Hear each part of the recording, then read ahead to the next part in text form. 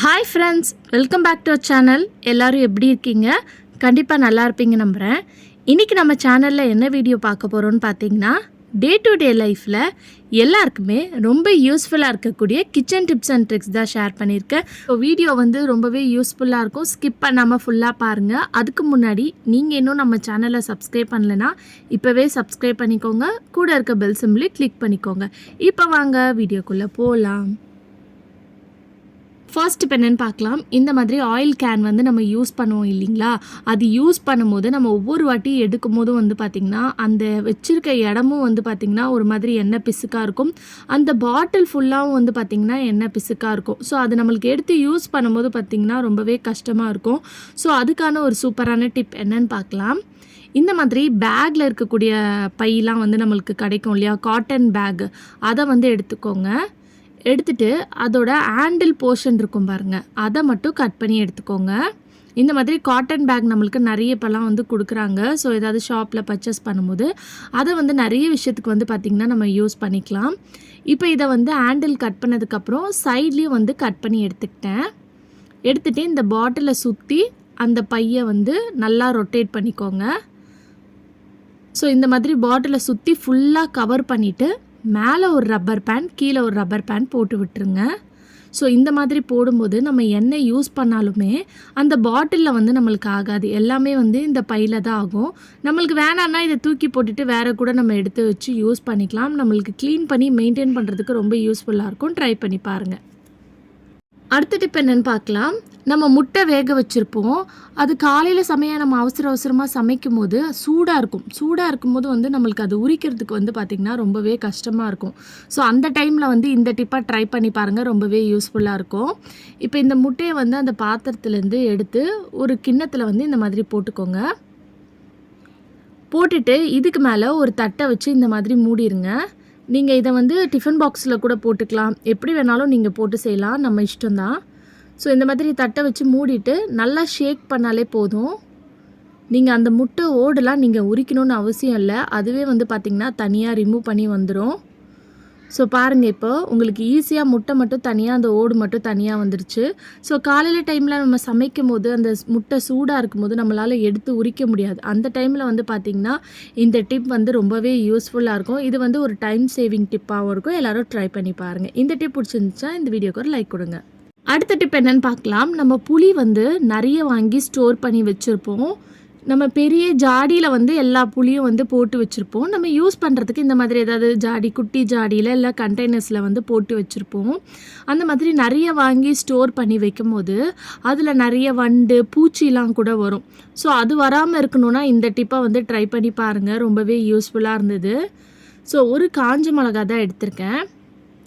இப்போ இதை இந்த மாதிரி நல்லா கையை வச்சு கசக்கிக்கோங்க. அந்த சீடெல்லாம் உள்ளே இருக்கிறது ஒட்டிகிட்டு இருந்துச்சுன்னா அது தனியாக வரணும். அதுக்கு தான் இந்த மாதிரி பண்ணுறோம். ஸோ இந்த மாதிரி பண்ணதுக்கப்புறம் மேலே இருக்கிறத மட்டும் கட் பண்ணிவிட்டு அந்த உள்ளே இருக்கிற சீடை மட்டும் எடுத்துக்கோங்க. இப்போ இதை நீங்கள் ஸ்டோர் பண்ணி வச்சுருக்க அந்த புளி ஜாரில் போட்டு வச்சுக்கலாம். ஸோ இந்த மாதிரி பண்ணும்போது எவ்வளோ மாதமானாலும் அதில் எந்த ஒரு பூச்சியும் வண்டு வராமல் உங்களுக்கு புளி பார்த்திங்கன்னா ரொம்ப ஃப்ரெஷ்ஷாக இருக்கும். ஸோ கண்டிப்பாக இந்த டிப் ரொம்ப யூஸ்ஃபுல்லாக இருக்கும். எல்லோரும் ட்ரை பண்ணி பாருங்கள். அடுத்த டிப் என்னென்னு பார்க்கலாம். சில சமயம் நம்ம யூஸ் பண்ணுற பேண்ட்டு, இந்த மாதிரி இன்ஸ்கர்ட்லாம் வச்சுருப்போம் இல்லையா? அதோட நாடா பார்த்திங்கன்னா உள்ளே போயிடும். ஸோ நம்ம வீட்டில் இருக்கும்போது பார்த்திங்கன்னா நம்ம அர்ஜென்ட் டைமில் பின் போட்டு நம்ம யூஸ் பண்ணிக்கலாம். ஆனாலும் நம்ம பின்னு போட்டு யூஸ் பண்ணாலுமே அதுக்கு நம்மளுக்கு ரொம்ப நேரம் எடுக்கிற மாதிரி இருக்கும்.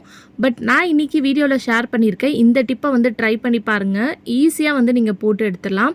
இதுக்கு நான் ஸ்கெட்ச் பென் எடுத்திருக்கேன். நீங்கள் பென், ஸ்கெட்ச் பென் எதாக இருந்தாலும் எடுத்துக்கலாம். எடுத்துகிட்டு இந்த நாடாவோட ஒரு கார்னரில் அந்த பென்னோட முனையில் இந்த மாதிரி ஹோல்ஸ் மாதிரி போட்டு அதை கேப்பை வச்சு நல்லா க்ளோஸ் பண்ணிடுங்க. இப்போ இதை நீங்கள் நம்ம ஆஸ் யூஷுவல் பின்னு போட்டு நாடா எப்படி நம்ம உள்ளே விடுவோமோ அதே மாதிரி இந்த பெண்ணை நீங்கள் உள்ளே விட்டுட்டு எடுத்துடலாம். இந்த மாதிரி பண்ணும்போது ஈஸியாக பார்த்திங்கன்னா நீங்கள் எடுத்துடலாம். எங்கேயாவது எமர்ஜென்சியாக நீங்கள் போயிட்டுருக்கீங்க, உங்களுக்கு இந்த மாதிரி நாடா எங்கேயாவது கலண்டுருச்சுன்னா இந்த டிப்பை நீங்கள் ட்ரை பண்ணலாம். சப்போஸ் நம்ம எங்கேயாவது வேலை செய்கிறோம், அந்த இடத்துல உங்களுக்கு திடீர்னு பேண்ட் நாடா உள்ளே போயிடுச்சு, அப்போ உங்ககிட்ட பின் இல்லைன்னா கூட கண்டிப்பாக பேக்கில் எல்லோரும் பென்னு வச்சுருப்போம். ஸோ அந்த பெண்ணை எடுத்து நீங்கள் இந்த டிப் பார்த்திங்கன்னா வேணால் ட்ரை பண்ணிக்கலாம். ரொம்பவே யூஸ்ஃபுல்லாக இருக்கும், ஈஸியாக இருக்கும் உங்களுக்கு. ஏன்னா இது லென்த்தாக இருக்குது இல்லையா இந்த பென்னு, அதனால உங்களுக்கு டக்குன்னு வந்து பார்த்திங்கன்னா ஈஸியாக நீங்கள் போட்டு எடுத்துடலாம். ஸோ கண்டிப்பாக இந்த டிப் வந்து என்றைக்காவது ஒரு நாள் நம்மளுக்கு எமர்ஜென்சி டைமில் ரொம்பவே யூஸ்ஃபுல்லாக இருக்கும். ஸோ லேடிஸ் எல்லாருமே இந்த டிப்பை வந்து தெரிஞ்சு வச்சுக்கோங்க. அதுக்கப்புறம் இந்த பெண்ணை நீங்கள் வந்து எடுத்துடலாம். ஸோ பாருங்கள், ஈஸியாக நம்ம வந்து டக்குன்னு வந்து இந்த நாடா வந்து போட்டு எடுத்துட்டோம். ஸோ கண்டிப்பாக இந்த டிப் வந்து பார்த்திங்கன்னா எல்லாருக்குமே ரொம்ப யூஸ்ஃபுல்லாக இருக்கும். ட்ரை பண்ணி பாருங்கள். இந்த டிப் பிடிச்சிருந்துச்சுன்னா கண்டிப்பாக இந்த வீடியோவை உங்கள் ஃப்ரெண்ட்ஸ் அண்ட் ஃபேமிலிஸ் கூட ஷேர் பண்ணிக்கோங்க. அடுத்த டிப் என்னன்னு பார்க்கலாம். நம்ம கேஸ் ஸ்டவ் என்ன தான் நல்லா க்ளீனாக பர்னர்லாம் மெயின்டைன் பண்ணி வச்சாலும் சில சமயம் அதோடய ஃப்ளேம் வந்து பார்த்திங்கன்னா நம்மளுக்கு நல்லா வந்து வராது. ஸோ அதுக்கு வந்து இந்த ஒரு ஸ்ட்ரா இருந்தால் போதும், ஈஸியாக வந்து பார்த்திங்கன்னா உங்கள் கேஸில் வந்து சரியாக நெருப்பு வரலைன்னா சரி செஞ்சிடலாம். அது எப்படின்னு சொல்லிட்டு பார்க்கலாம். நம்ம மோஸ்ட்லி வந்து சமைக்கும்போது வந்து பார்த்திங்கன்னா பால் பொங்கும், இல்லை ஏதாவது குழம்புலாம் போய் பர்னரில் அடிச்சுக்கோன்னு சொல்லிட்டு நம்ம பர்னர் மட்டும் தான் க்ளீன் பண்ணுவோம்.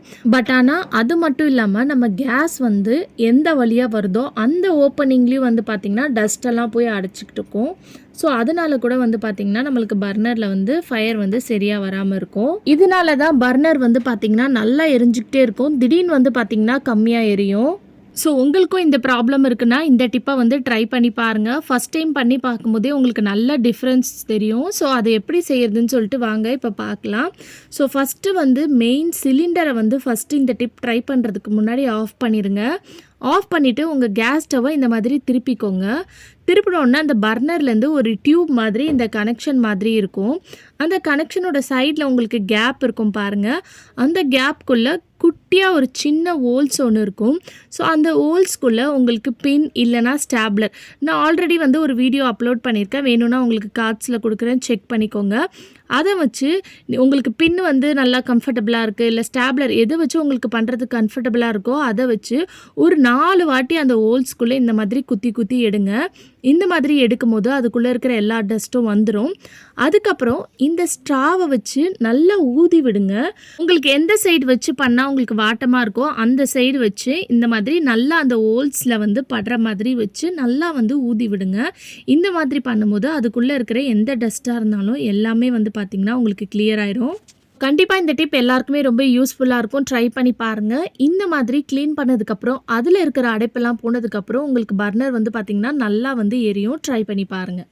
அடுத்த டிப் என்னன்னு பார்க்கலாம். கருவேப்பிலை நம்ம நிறைய வச்சுருப்போம், அதை வந்து நம்ம ஸ்டோர் பண்ணி வைக்கிறது வந்து ஒழுங்காக வச்சா தான் வந்து பார்த்திங்கன்னா நம்மளுக்கு ஃப்ரெஷ்ஷாக இருக்கும், எடுத்து யூஸ் பண்ணுறதுக்கு நல்லாயிருக்கும். ஸோ அதை எப்படி ஸ்டோர் பண்ணி வைக்கிறதுன்னு பார்க்கலாம். ஃபஸ்ட்டு கருவேப்பிலை வாங்கிட்டு வந்த உடனே அந்த குச்சியிலேருந்து கருவேப்பிலை எல்லாத்தையும் எடுத்து இந்த மாதிரி ஒரு தட்டில் போட்டு கொஞ்ச நேரம் அப்படியே விட்டுருங்க. நல்லா காயட்டும். நல்லா காற்றுல காஞ்சதுக்கப்புறம் அதில் எந்த ஒரு ஈரப்பதமும் இருக்கக்கூடாது. அதுக்கப்புறம் இந்த மாதிரி பாக்ஸு இல்லை கிளாஸ் ஜார் கண்டெய்னர் எதாக இருந்தாலும் அதில் கீழே ஒரு டிஷ்யூ பேப்பர் போட்டுருங்க. அதுக்கு மேலே நம்ம எடுத்து வச்சுருக்க அந்த கருவேப்பிலை எல்லாத்தையும் போட்டுட்டு இந்த மாதிரி க்ளோஸ் பண்ணி நீங்கள் ஃப்ரிட்ஜில் ஸ்டோர் பண்ணி வச்சுக்கலாம். இந்த மாதிரி வைக்கும்போது 7லேருந்து 10 நாள் வரைக்கும் ஃப்ரெஷ்ஷாக இருக்கும். ட்ரை பண்ணி பாருங்கள். ஓகே ஃப்ரெண்ட்ஸ், இன்றைக்கி வீடியோவில் நான் ஷேர் பண்ணியிருந்த டிப்லேருந்து ஏதாவது ஒரு டிப் கண்டிப்பாக உங்களுக்கு யூஸ்ஃபுல்லாக இருக்கும்னு நினைக்கிறேன். அப்படி யூஸ்ஃபுல்லாக இருந்துச்சுன்னா இந்த வீடியோவை உங்கள் ஃப்ரெண்ட்ஸ் அண்ட் ஃபேமிலிஸ் கூட ஷேர் பண்ணிக்கோங்க. மறக்காமல் நம்ம சேனலை லைக் பண்ணுங்கள், ஷேர் பண்ணுங்கள், கமெண்ட் பண்ணுங்கள், சப்ஸ்கிரைப் பண்ணிக்கோங்க. தேங்க்யூ ஃபார் வாட்சிங்.